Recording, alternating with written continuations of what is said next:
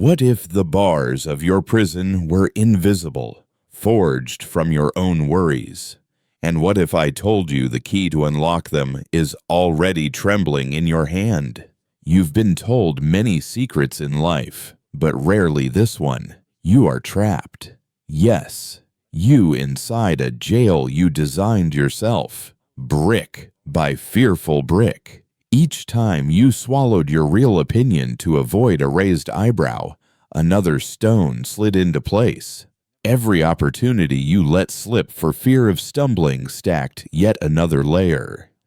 Even that polite, hollow smile that muffled the raw urge to holler your truth, it became mortar, sealing you tighter. Feel that tightening in your chest. It isn't mere anxiety or workplace stress. It's the crushing weight of a life staged for an audience that never bought a ticket. Here's the cruel twist. No one begged you for that offering. Nobody cornered you and demanded your originality as payment. You handed it over, gift-wrapped, chasing the sparkle of momentary approval. Now, when you peer inward, what part of the person staring back is authentically yours? And what part is sculpted out of panic, insecurity, and that desperate hunger to blend in? They sold you a polished myth. If you could manage every detail, your reputation, your relationships, your future, everything would blossom perfectly. But absolute control is the grandest illusion of them all, a glittering mousetrap that keeps you busy fussing with mechanisms while life itself sneaks out the back door. The tighter you grip the steering wheel, the more the road melts into anxiety and silent despair. You don't live. You rehearse a show that never reaches opening night. And that lingering emptiness, that strange, hollow echo you feel even when the resume looks impressive, it's because very little of what surrounds you is truly yours. Your trophies, your friendships, even your inner monologue are tainted by the itch to know how they scan in someone else's eyes. The louder you beg for applause, the further you drift from the quiet center that once felt like home but now sounds like a rumor from childhood. From a lonely tower in 16th century France, Michel de Montaigne watched this tragedy unfold long before our era of social feeds and double taps. He saw that real detachment is not apathy. It is the only doorway to freedom. We are shackled not by global crises or hostile critics, but by our feverish attempt to micromanage the uncontrollable, to sidestep judgment, to splice ourselves into whatever shape seems least offensive. So imagine a different experiment. What if you loosen that rope you clutch so tightly, the one you swear is your lifeline, but which has, in truth, been throttling you for years? Here lies the paradox. The more you scramble for control, the less you possess. The more you angle for praise, the more counterfeit your smile becomes. The more you barricade against uncertainty, the harder change slams when it finally breaks through. Life, with its volcanic chaos, quietly requests one radical gesture: let go. Release your hunger for constant approval, your terror of stumbling, the cardboard identity fabricated to survive imaginary verdicts. Picture a single day in which nobody's judgment mattered. Who would you become? Where would you wander if no panel of invisible jurors followed your every step? That luminous person you just envisioned, the one breathing without chains, that is the real you, still alive beneath the rubble. Yet a darker question lurks. Do you resist releasing control because you secretly fear discovering the unmapped territory of your own soul? Perhaps you've worn shackles so long that freedom feels like a threat. But remember, a bird raised in a cage may fear the sky, yet the sky is its birthright. Montaigne's quill scribbled a timeless reminder: my trade and art is to live. A trade cannot flourish behind prison walls. Living demands risk, messy emotion, and the humility to let events unfold beyond your blueprint. When you surrender that obsessive need to edit reality, something astounding happens. Doors appear where only concrete stood. Opportunities bloom like weeds through sidewalk cracks, and the very energy you once spent policing perceptions is redirected toward genuine creation. You will stumble. Everyone does. But a stumble in freedom bruises less than standing still in chains. Critics will chatter, but their voices fade when you're too busy dancing to their rhythm. Failures will sting, yet each bruise teaches you that authenticity heals faster than pretend perfection ever could. So loosen the grip now. Breathe into the frightening vastness of uncertainty. Let the echoes of spectators' judgments dissolve into background static. Walk out of the cell you built, carrying nothing but your unfiltered self. Feel how the air sharpens, how colors saturate, how every heartbeat sounds new. That, dear friend, is life finally happening to you and for you. Stay with me, because in the next chapter, we'll uncover the first practical steps to living this liberation daily. You won't want to miss how simple, almost playful, they can be. You worry that if every borrowed layer were peeled away, every opinion adopted for safety, every ambition inherited from the crowd, nothing would remain but a hollow shell. Yet Montaigne, still echoing from his stone library, offers a savage mercy. Only when the imposter parts burn off can the genuine outline of you appear. Bright as iron fresh from the forge, the liberty you crave crouches inches beyond the fear freezing your steps. It will not be found in a self-help workbook or some glittering secret. It waits in this exact breath, daring you to speak aloud. I refuse to be what I am not. So answer honestly. Are you ready to unclasp that grip? Or will you keep polishing the bars of your handmade cage? Each sunrise spent clinging to control nudges you farther from the raw center you might reclaim. This is mile one of a trek you may wish to avoid yet secretly crave. The choice, stark and personal, sits in your palm. Remain a royal captive in a dazzling cell, or fling yourself into unmapped freedom that rattles your bones but floods your veins with life. Welcome to the discipline of detachment, the restless pursuit of inner emancipation capable of rewriting every assumption you hold about yourself. The trail is jagged, yes, but the only fate more frightening than marching toward that horizon is cementing your feet where they stand today. Since childhood, you've been tutored that stacking up goals is the ultimate mission. But what if most targets were never truly yours? What if you have spent years scaling ladders, others hammered together, without once asking whether the view at the top belonged to your soul? Glance from that dizzy altitude. Do you see the vista you imagined? Or merely a shimmering mirage of what someone else once admired? We worship an idol called success, believing that once certain boxes are checked, serenity will glide into place. But pause and ask, success by whose definition? Perhaps you already own trophies promised to deliver joy, an approved degree, the right job, friendships with the right names. Yet the nights remain restless.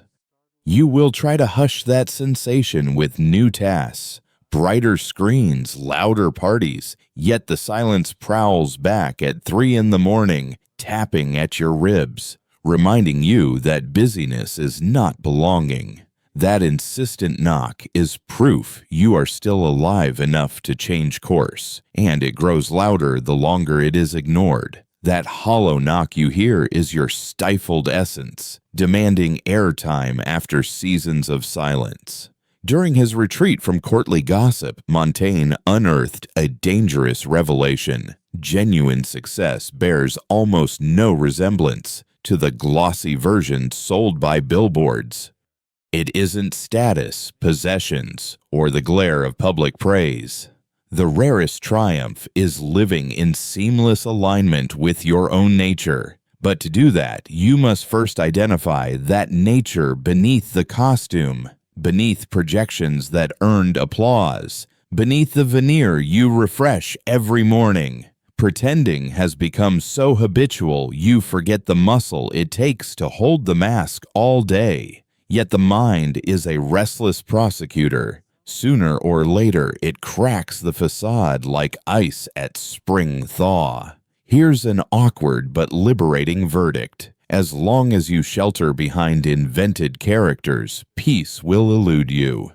The stress, the pinched anxiety, the hollow echo that follows accomplishments, these are not random afflictions but the logical toll of outsourcing your life. Now the crucible. Montaigne observed that most people choose the certainty of an uncomfortable script over the risk of improvising in the unknown. Better the stale routines that bruise but feel familiar than the open sky that might redefine everything. Yet what looks like a chasm from the ledge is, in practice, a single deliberate step. Picture it. You set down borrowed ambitions, the resume bullet points aimed at strangers' applause.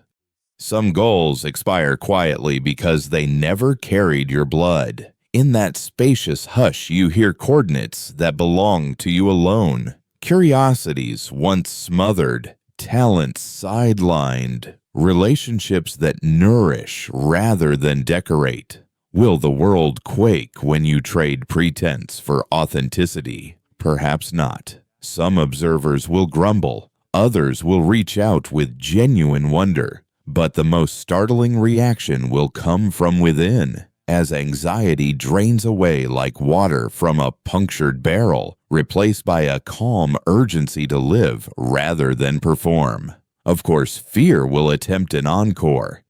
What if I leap and find only void? The deeper peril is clinging to a ladder that never was yours, 20 rungs above the life you were meant to inhabit. So, as our journey continues, hold this torch. Which ambitions feel oxygen-rich and which taste like recycled air? Make an inventory tonight. Cross out the goals that leave you numb. Circle the ones that ignite a spark.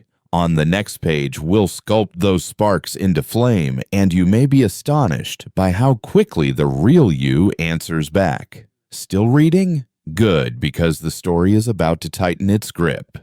Some people settle for a half-life, nibbling on crumbs of convenience instead of daring to feast on self-discovery. Others lace up their boots and stride into the unknown, even when the earth quivers beneath them.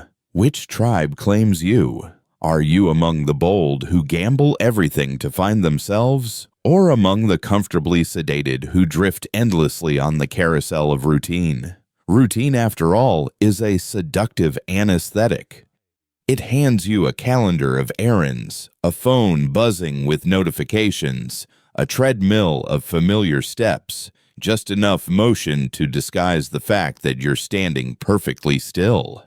Yet the cost of that counterfeit security is staggering, the slow but certain forfeiture of inner freedom. Many confuse freedom with doing whatever they want whenever they want. But Montaigne saw deeper. True freedom is the audacity to be unapologetically yourself, even if that means shattering expectations, redrawing family blueprints, and sometimes disappointing the people you love most. Perhaps your mind whispers, but if I show up authentic, might I lose everything I've built? Here comes one of life's sly inversions. If something can only survive under the plastic wrap of pretense, it was never genuinely yours. Pause and survey the load you carry. How many trophies are papier-mâché? How many alliances siphon your energy instead of amplifying it? In reality, you have far less to lose than your fears advertise, and infinitely more to gain than your cynicism predicts. Yet the payoff demands a leap, a plunge into an existence you no longer micromanage, but one that finally pulses with your own heartbeat. Once again, Montaigne steps into view, murmuring that detachment is not cold abandonment. It is oxygen.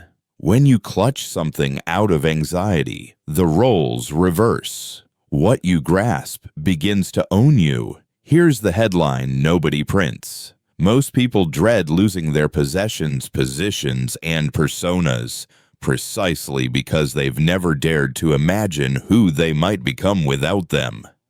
They cling to jobs that calcify the soul, relationships stitched from obligation, identities prefabricated by marketing departments, forgetting that real life begins exactly where frantic clinging ends. So we arrive at the crossroads. Will you continue in autopilot, numbing curiosity with habit, or will you pry open the gates, confront the nerves vibrating in your stomach, and hurl yourself toward a self that actually fits? Remember, this is the road Montaigne traced from his solitary tower, and it sprawls before you now.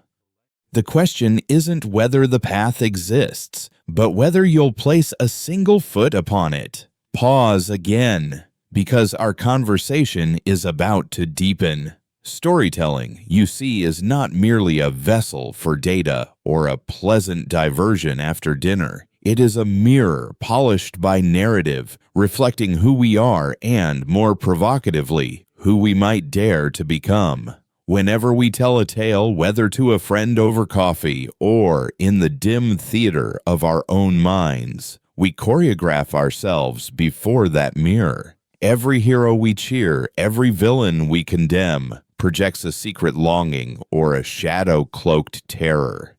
Fiction is rehearsal space for life. Think of it as an emotional flight simulator. We navigate storms, make impossible choices, and walk away wiser, yet unscathed. In eras of collective uncertainty, look around. We're surfing one now.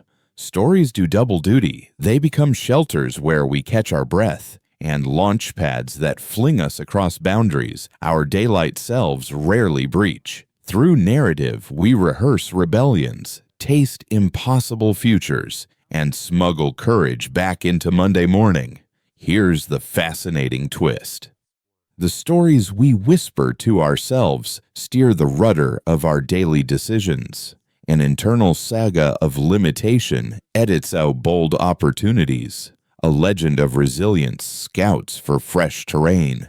Our private narrative is not mere background music. It is the architect of perception, silently deciding which doors we notice and which we dismiss as walls. That insight births an electrifying question. What if rewriting the story in your head could redirect your destiny? Countless people inhabit inherited scripts, tales of second-class worth, fables of permanent failure, roles assigned without consent. They rehearse these plots until the lines ossify into truth. Yet claiming authorship of your narrative is a subversive act. When you retell your past, not as a chain of defeats, but as training for audacity, the present rearranges itself, and the future drafts blueprints overnight. Imagine waking tomorrow inside a chapter that casts you not as a spectator, shackled to circumstance, but as the protagonist wielding true agency. Past wounds become plot twists, revealing hidden strengths. Present obstacles transform into gateways for new skills.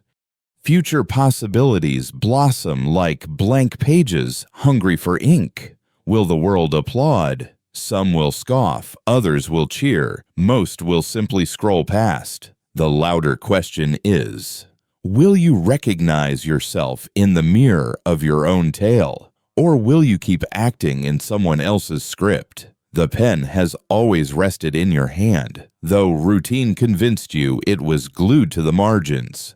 Remember, courage is not a personality trait granted at birth. It is a muscle knitted from repeated acts of honesty. Each inconvenient truth you voice performs a push-up for the soul, widening your capacity to venture into the uncharted. As muscles ache before they strengthen, your psyche may throb while old stories fracture. But that soreness is evidence of growth, not damage. So when the twinge arrives, greet it with gratitude. It signals the mask is cracking, daylight is flooding in. And daylight, once admitted, refuses to retreat. It floods until every corner is visible. Stand ready in that brightness, because clarity, though blinding at first, is the birthplace of mastery. Hold tight to these reflections, because in our next stage, we'll turn narrative theory into tangible action daily habits and rituals that rescript your reality from the inside out. The stage lights have shifted. The scene is yours. There's something quietly miraculous we've yet to mention. The stories you tell about yourself not only guide how you act, they shape how others respond to you. A well-crafted internal narrative becomes a sort of invisible prophecy, casting its influence across your relationships, your chances, and the way the world echoes you back.